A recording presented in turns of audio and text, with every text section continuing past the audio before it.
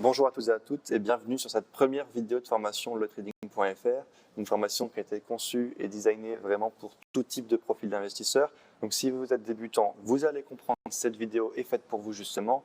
Si vous êtes déjà avec quelques années d'expérience, si vous avez déjà un petit packaging en trading, je vous invite peut-être soit à regarder cette vidéo pour avoir une petite piqûre de rappel sur les bases, soit peut-être à passer sur une vidéo un petit peu plus avancée dans la formation pour connaître nos méthodes de trading.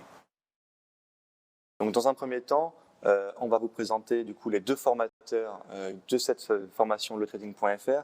Vous avez à gauche Jonathan qui est un trader expérimenté avec plus de 20 ans d'expérience dans le trading, des années d'expérience également en gestion de fonds, qui gère maintenant actuellement 5 millions de dollars en temps réel tous les jours au quotidien. Et la session va encore augmenter à la rentrée pour le mois de septembre.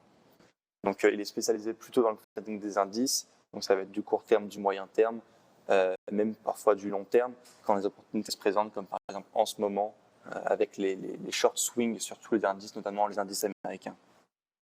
Donc à droite, vous avez moi-même, Clément, donc qui suis vraiment en contraste avec Jonathan. Donc ce qui fait notre polyvalence, c'est que je suis beaucoup plus jeune que lui, et je suis là en fait pour démontrer et prouver aussi bien aux plus jeunes d'entre vous qu'aux plus âgés, en fait, que dans le trading, l'âge n'importe peu. Et ce qui va vraiment faire la différence, c'est votre implication, en fait, votre détermination et le nombre d'heures que vous allez passer à travailler chaque semaine sur les graphiques.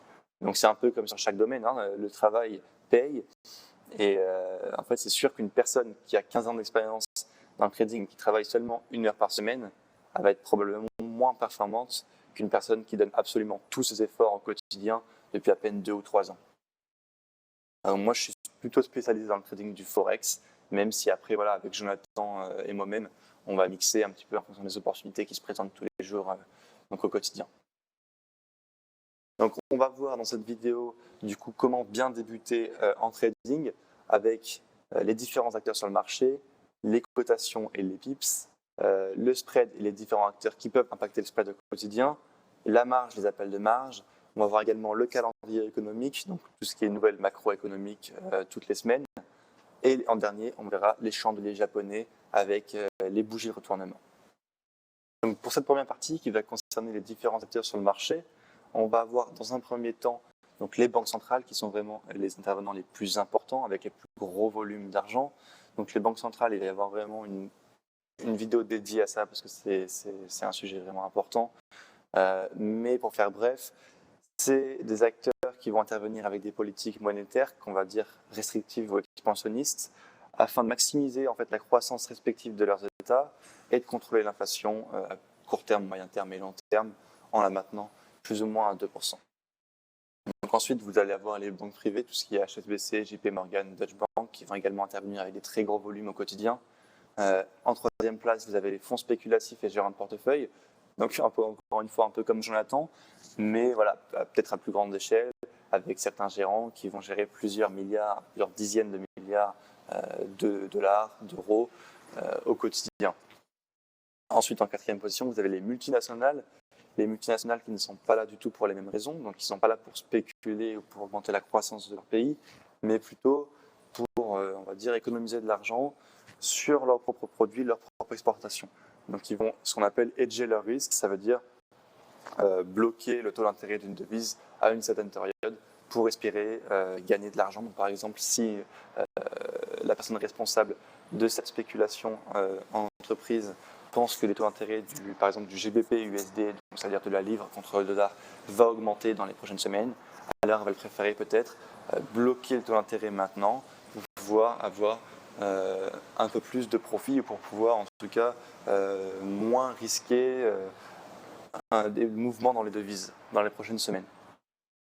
Voilà. Et en dernière position, vous avez les investisseurs particuliers. Donc ça va être vous et nous au quotidien sur notre petit portefeuille d'investisseurs. Donc voilà, donc quelques milliers, quelques centaines, parfois quelques dizaines de milliers, mais ça fait vraiment pas la différence. C'est un volume qui est de plusieurs dizaines de milliards, centaines de milliards par jour. Donc maintenant, on va voir les cotations et les pips. Donc qu'est-ce qu'on appelle une cotation ? Le Forex est constitué de centaines de devises qu'on dit majeures et mineures et qui s'échangent sur les marchés sous forme de paires. Donc par exemple, on aura le dollar qui s'affronte sous le nom de euro USD ou encore la livre et le yen qui s'affrontent sous le nom de GBP USD. Donc ça, il y en a vraiment beaucoup des paires.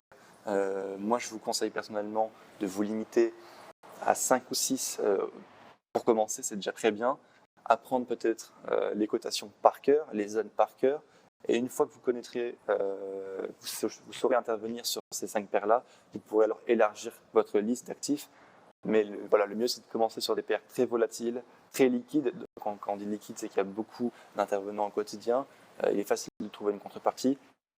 Mais voilà, si je pouvais vous conseiller GBP USD, Euro USD, AUD USD, USD Yen, ça c'est des paires qui sont très liquides, assez faciles à prendre en main. Et voilà, il y a l'USD un peu de partout, donc il faudra faire attention à ne pas se surexposer. Mais voilà, les GBP Yen aussi si vous voulez. Et voilà, bloquer à 5 ou 6 paires. En tant que débutant, c'est très bien. Ne pas vouloir partir directement à une vingtaine de paires. C'est une erreur que beaucoup de débutants font. Et au final, au lieu de couvrir beaucoup d'actifs, ils n'en couvrent aucun parce qu'ils sont tous mal faits. Donc, il vaut mieux se concentrer sur 5 actifs, bien les faire, repérer des opportunités parce qu'il y en a tous les jours, peu importe l'unité de temps que vous explorez. Si vous faites de l'intraday, soyez sûr qu'il y aura au moins une opportunité par jour à prendre, même pour 30-50 pips, c'est sûr. Voilà, donc vous voyez ici toutes les cotations qui existent donc sur le marché. Par exemple, là, il y a un screenshot sur quelques paires avec, vous voyez à droite, les mouvements dans la journée, donc plus 0,02% par exemple pour l'euro USD. C'est donc entre 17h et 17h, donc l'ouverture des marchés, la fermeture des marchés, de combien est-ce que les prix ont évolué. Donc les cotations et les pips, encore une fois, il est possible de spéculer aussi bien sur l'appréciation que sur la dépréciation d'une devise, aussi bien à la hausse ou à la baisse, et d'en tirer profit. Et oui, parce que c'est une légende urbaine, entre guillemets, de ceux qui ne connaissent pas le trading, de croire que quand ça baisse, on perd de l'argent.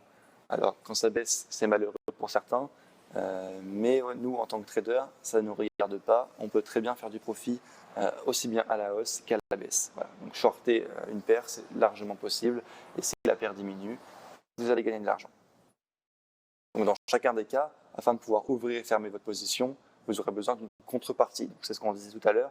Une contrepartie, c'est la personne qui, à ce prix précis, va accepter de vous céder sa position ou de racheter votre position. Voilà.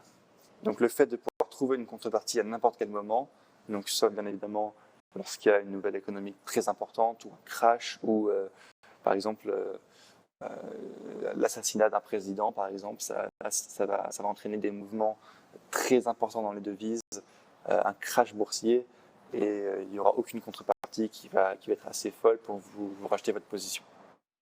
Donc c'est ce qu'on appelle la liquidité du marché, et c'est un des avantages du Forex, par exemple, même des indices, c'est que les marchés sont très liquides, il y a énormément d'intervenants tous les jours, plus à certains moments de la journée, c'est ce qu'on va voir tout à l'heure, mais c'est très facile de trouver une contrepartie. Donc les pips, ce qu'on appelle les percentage in points, c'est ce qui va vous permettre en fait de compter vos gains. Donc chacune de vos interventions sur le marché pourra être calculée grâce aux pips, qui sont des indices de variation des cours et qui permettent aussi bien de calculer un gain qu'une perte. Elle est généralement représentée par la 4e décimale des prix, à l'exception de certaines paires en yens où elle se situe sur la 2e décimale. Donc par exemple ici sur la paire euro-USD, on voit qu'entre 1,1435 et 1,1436, la paire a gagné 1 pips. Et donc de la même façon, sur l'USD Yen, entre 108,47 et 108,45, elle perd 2 pips, pas 3 pips, excusez-moi, j'ai fait une petite faute, ça perd 2 pips. Donc voilà, vous voyez que sur la plupart des paires, on se fie à 4e décimale. Par contre, il faut faire bien attention, il y a certaines paires, voilà, ça n'existe pas 4 décimales, c'est 2 décimales, dans ce cas-là, ça va être la 2e décimale qu'il va falloir prendre en compte. Donc le nombre de pips que vous gagnez représente vos gains, et votre unique but du coup en trading sera de gagner le plus de pips possible. Ne vous fiez jamais aux gains en euros ou n'importe quelle monnaie sur le compte trading de quelqu'un. Les gains en monnaie ne représentent rien, ça va tout dépendre de votre capital. Quelqu'un qui va trader avec 15 millions d'euros va forcément avoir plus de gains que vous, mais il va peut-être avoir fait un gain de 10 pips, alors que vous aurez 500 pips latents. Donc c'est vraiment important de considérer les gains en pips et non pas en euros. Donc, en fonction de votre capital et de votre money management, vous êtes libre de choisir la valeur de chaque pips. Donc, par exemple, si vous exécutez un trade sur l'euro USD à 10 euros du pips et que les cours gagnent 35 points, vous aurez réalisé un gain de 350 euros. Donc 10 euros par point fois 35. Donc voilà, encore une fois, fiez-vous vraiment que aux pips. C'est votre objectif principal, c'est de gagner des points. Après, le capital viendra par la suite, quand vous allez évoluer, quand vous aurez l'opportunité peut-être d'avoir un capital plus important, vos gains vont suivre. Mais le plus important, c'est vraiment pas de se focus sur les gains, c'est de se focus sur les points. Et c'est ce qui va vous permettre en fait de vous transformer en trader gagnant. Et c'est ce que la plupart ce qu'on appelle des retail traders, c'est des traders individuels, ils ne comprennent pas en fait. Et il faut vraiment se focus sur les pips. C'est ce qui va vraiment vous transformer. Et une fois que vous aurez compris ça, je peux vous garantir que vos résultats vont exploser. Donc gardez en tête que plus vous utilisez l'effet de levier, plus votre risque est élevé. Donc en parallèle, les chances de perdre votre argent et votre compte de trading augmentent. On conseille de jamais l'utiliser, l'effet de levier, surtout à excès, et d'apprendre à le maîtriser année après année. Donc c'est vraiment important. Je sais que beaucoup de brokers proposent des effets de levier qui vont jusqu'à 500. Donc c'est bien si vous voulez prendre peut-être plusieurs positions d'un coup. Attention à la surexposition, encore une fois. Donc, la surexposition, c'est ne pas prendre plusieurs trades sur la même paire de devises. Donc par exemple sur l'USD, ne pas acheter le GBP-USD, le AUD-USD, l'euro-USD et l'USD. Et voilà, c'est vraiment, il ne faut pas faire ça, parce que s'il y a une nouvelle d'un coup connue ou inconnue, notamment un tweet de Trump par exemple, qui en ce moment tweet quasiment tous les jours et qui a des effets sur les marchés instantanément, ça peut vraiment mettre en danger votre capital, surtout si vous utilisez l'effet de levier. Ça peut avoir des effets catastrophiques. Vous allez pouvoir perdre 30, 50, voire 100% de votre capital sur un seul trade, en tout cas, une seule vision qui vous dirait d'acheter le dollar. Donc, nous mesurons ici ci-dessous un mouvement de 74 pips à la clôture d'une bougie 4 heures. Et on peut voir qu'encore une fois, on se fie à la 4e décimale des cours pour calculer la différence. Donc ici, entre 1,04560 et 1,053, on a bien une différence de 74 pips. Donc pour cette 3e partie de la vidéo, on va voir ce qu'est le spread et quels sont les différents facteurs qui peuvent l'impacter au quotidien. Donc le spread, pour faire simple, en fait, c'est la commission du broker. C'est comment est-ce que le broker va être rémunéré. On appelle ça le spread. Donc en simplifiant la chose, c'est la différence entre le prix de l'offre, ce qu'on appelle le bid, et le prix de la demande, le ask.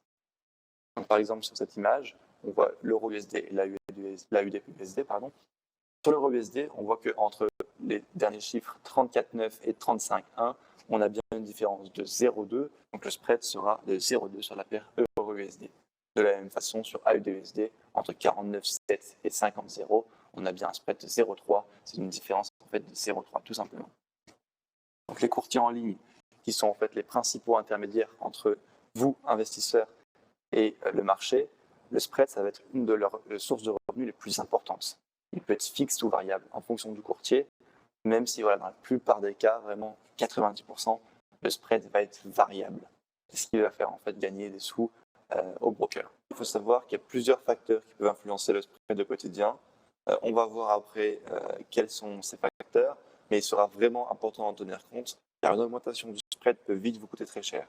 Un spread large signifie une plus grande difficulté à passer en profit après l'ouverture du trade.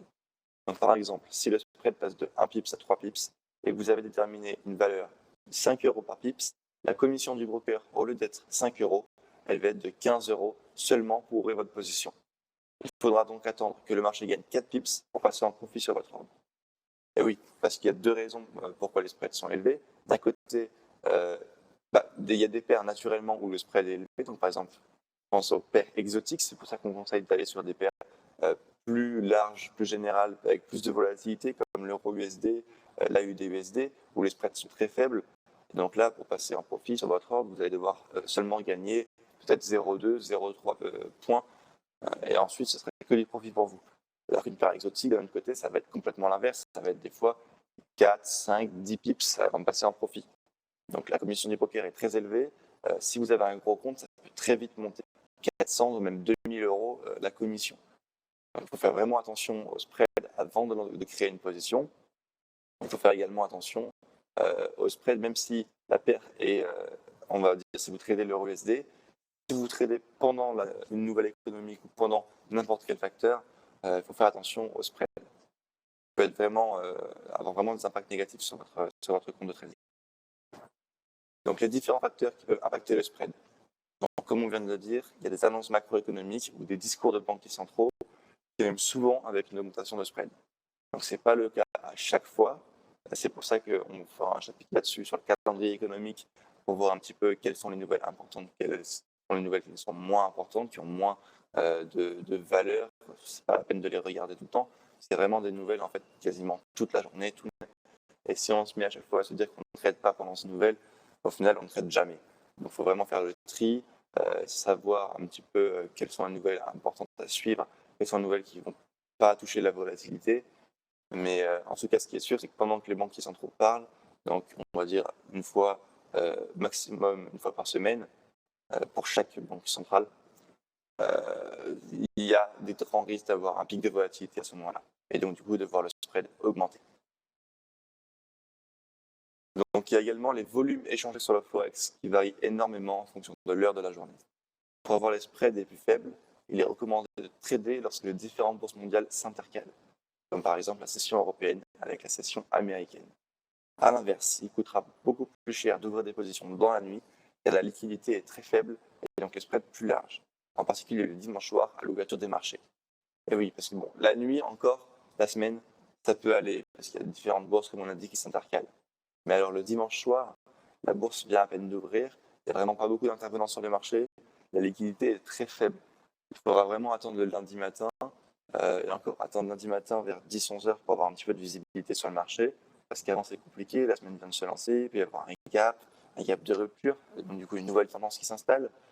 Donc il faut vraiment attendre que la semaine commence, que les intervenants reviennent sur le marché, et la liquidité surtout soit de nouveau présente sur le marché pour faire baisser les spreads, pour que vous puissiez commencer à ouvrir des trades pour moins cher. Donc pour résumer, plus il y a d'intervenants sur les marchés à un moment précis, plus la liquidité est importante et donc plus les spreads sont faibles. Donc maintenant, la quatrième partie, on va voir la marge et les appels de marge. Donc, la marge est simplement la somme d'argent nécessaire dont vous devez disposer sur votre compte pour ouvrir et maintenir une position. Elle sert comme dépôt de garantie à votre courtier et prouve que vous pouvez faire face à une perte. Celle-ci sera plus ou moins importante en fonction de votre courtier, notamment à cause des nouvelles réglementations de l'ESMA. Et dorénavant, tous les brokers européens se voient limités sur les effets de levier, ce qui n'est pas plus mal entre nous. Et il est légalement fixé à 30 pour les paires majeures de devises et 20 pour les paires mineures ainsi que l'or.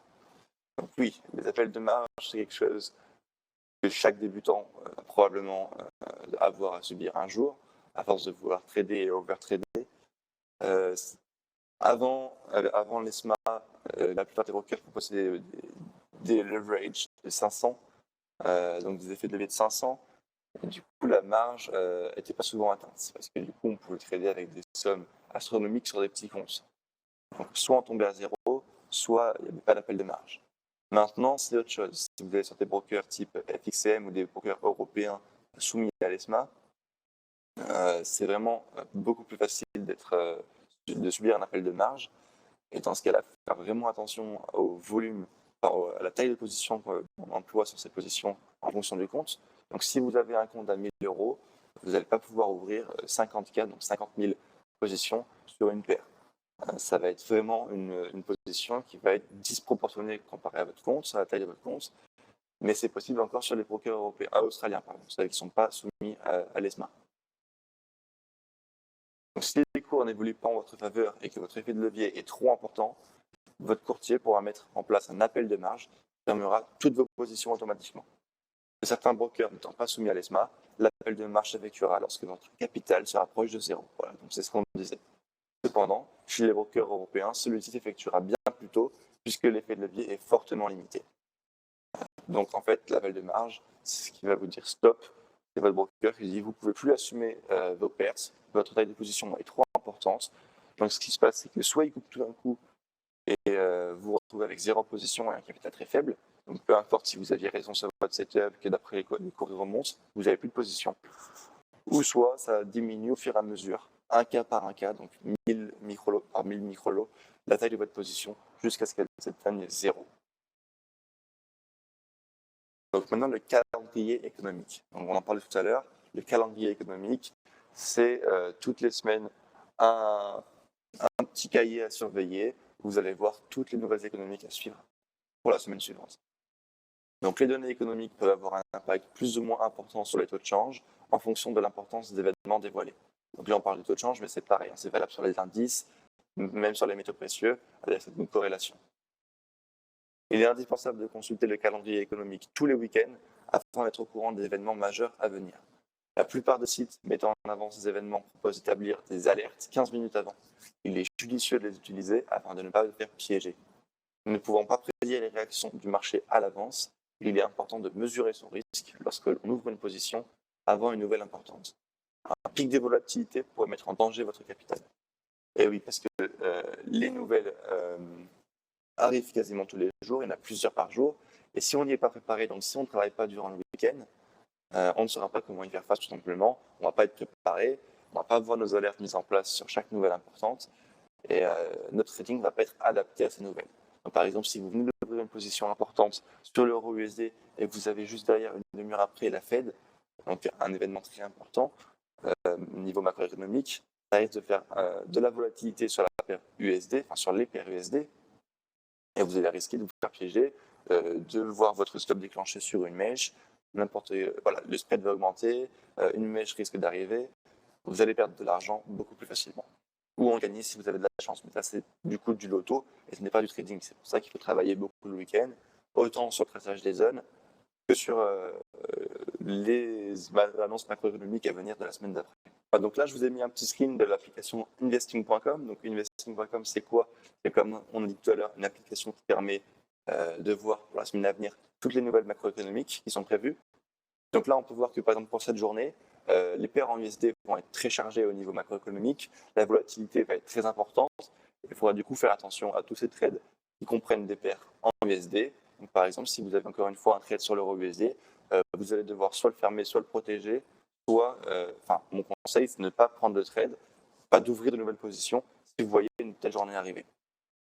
Donc là, par exemple, à 14h30, vous avez une nouvelle très importante avec 3 têtes de taureau, donc la création d'emplois dans le secteur non agricole, et également, un peu plus bas, le taux de chômage. Donc ça, c'est des nouvelles à 3 têtes de taureau. Donc 3 têtes de taureau, c'est les nouvelles qui sont classifiées les plus importantes, donc où il y aura potentiellement le plus de volatilité. Moi, ce que je vous conseille, c'est de supprimer les annonces où il y a seulement 2 et 1 tête de taureau. Sinon, voilà, on ne traite jamais. Investing.com permet de faire un petit tri et de garder seulement les annonces les plus importantes. Donc voilà, moi, mon petit conseil, c'est de garder que les annonces à 3 têtes de taureau. Si vous voulez vraiment avoir un œil sur tout, vous pouvez garder les 2 têtes de taureau. C'est pas obligatoire. Une tête de taureau, ça sert vraiment pas à grand chose. Il y a vraiment rarement de la volatilité avec les annonces comme ça. Mais voilà, 3 têtes de taureau, ça suffit. Vous inquiétez pas, tous les jours, il y aura des annonces avec 3 têtes de taureau dans un peu toutes les monnaies. Donc voilà, ça suffit largement. Donc là, vous avez 3 chiffres également sur la droite de l'écran. Vous avez à droite, tout à droite, là en rouge pour les créations non agricoles, vous avez les chiffres précédents. Donc c'est combien il y a eu de créations non agricoles la dernière fois que la news est parue. Un petit peu à côté, vous avez ce qui est prévu par le marché. Donc 165K, c'est les créations non agricoles d'emplois qui sont prévues pour cette période-là.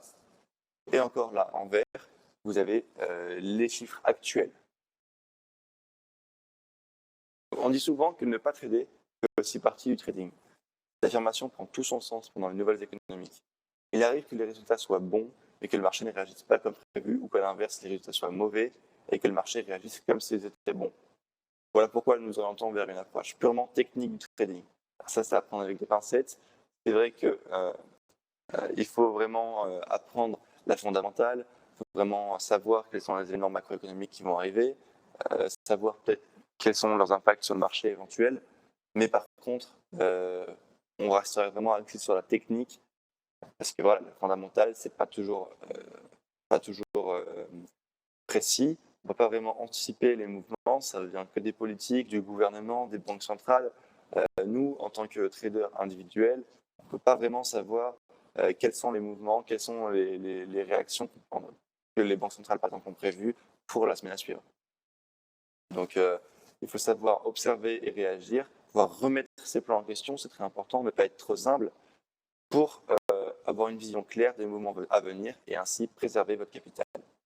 Donc, on va vraiment rester concentré sur une approche technique. Donc, l'analyse technique, l'analyse des chandeliers, l'analyse d'une tendance, les obliques, tout ça, même les indicateurs. Et voilà, l'analyse fondamentale, donc l'analyse des nouvelles macroéconomiques, Il faut s'en servir, il faut l'avoir en tête. Mais par contre, il ne faut pas baser son analyse que sur ça. C'est très important. Donc, en 6e partie, on va voir les chandeliers japonais et tous les types de bougies de retournement. L'utilisation des chandeliers japonais a débuté au XVIIe siècle, au Japon. Donc, à cette époque, ça n'avait rien à voir.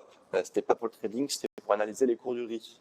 Maintenant, ça a bien évolué et son utilisation est devenue beaucoup plus populaire dans le monde du trading. Donc, par exemple, grâce à l'analyse technique. Il faut bien comprendre que l'analyse technique et l'analyse des chandeliers, comme toute méthode de trading, elle n'est pas miraculeuse, elle ne permet pas de gagner à chaque coup, mais elle permet d'améliorer son timing d'intervention et elle offre une aide importante à la prise de décision. Donc là, voilà, vous voyez par exemple la représentation photographique d'un chandelier japonais. Donc, un chandelier japonais, c'est tout ce qui est vert, tout ce qui est rouge, en fonction. Donc ça, c'est les couleurs qu'on a attribuées, que généralement tout le monde attribue. Mais vert, c'est une bougie haussière, rouge, c'est une bougie baissière. Donc, il existe d'autres types de représentations graphiques, telles que les barres ou la ligne, qui vont venir remplacer les bougies, les chandeliers japonais. Mais celles-ci ne seront pas développées car on n'est juste pas assez efficace pour un usage quotidien sur les marchés. Donc en fait, la ligne, ça peut être utile si on veut par exemple tracer une oblique ou si on veut voir plus facilement une tendance. Par exemple, si la ligne, si on met sous forme de ligne et qu'on voit qu'elle est bien haussière, on voit que la tendance est haussière. Après, c'est pas vraiment efficace. Et pareil pour les barres, je trouve pas ça vraiment efficace. Donc on préfère rester sur des chandeliers japonais qui sont beaucoup plus précis et qui permettent vraiment une plus grande aisance à la prise de décision sur le marché. Donc encore une fois, ici on voit plusieurs exemples de bougies japonaises et maintenant on va voir comment est-ce qu'on peut les détailler avec leurs différents noms. Donc on va voir les unités de temps. Donc les unités de temps, ce qu'on appelle UT, symbolise le laps de temps entre la création et la clôture d'une bougie. Par exemple, sur un graphique en 4 heures, chaque bougie représente 4 heures de cotation. De même, sur un graphique en mensuel, chaque bougie représente un mois. Donc maintenant, quand vous allez passer par exemple en UT 1 heure, chaque bougie 4 heures va être entre guillemets cassée en 4 différentes bougies 1 heure. Donc plus vous allez zoomer dans l'unité de temps, plus ça va être précis. Donc là, vous voyez, en 4 heures, donc là c'est TradingView, un screen de TradingView, en 4 heures, chaque bougie ici représente 4 heures.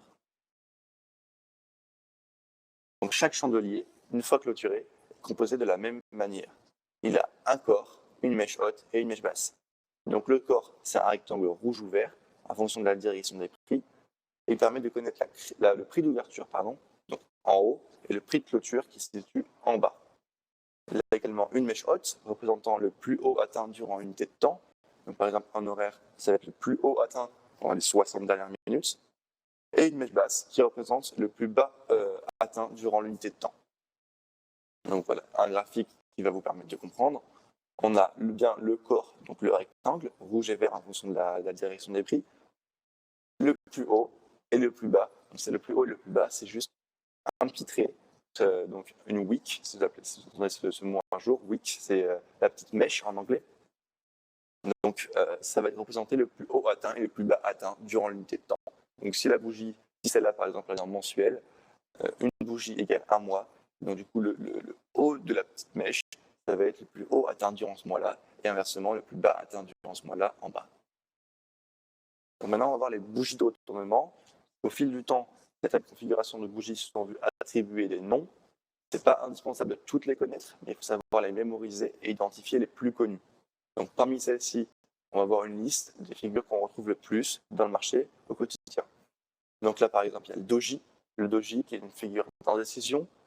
Les volumes sont plus ou moins égaux à la clôture de la bougie. Les marchés ne savent pas trop dans quelle direction continuer. Donc ça peut être aussi bien un doji haussier qu'un doji baissier, mais entre guillemets, tous les cas, le corps sera petit, les mèches seront très grandes.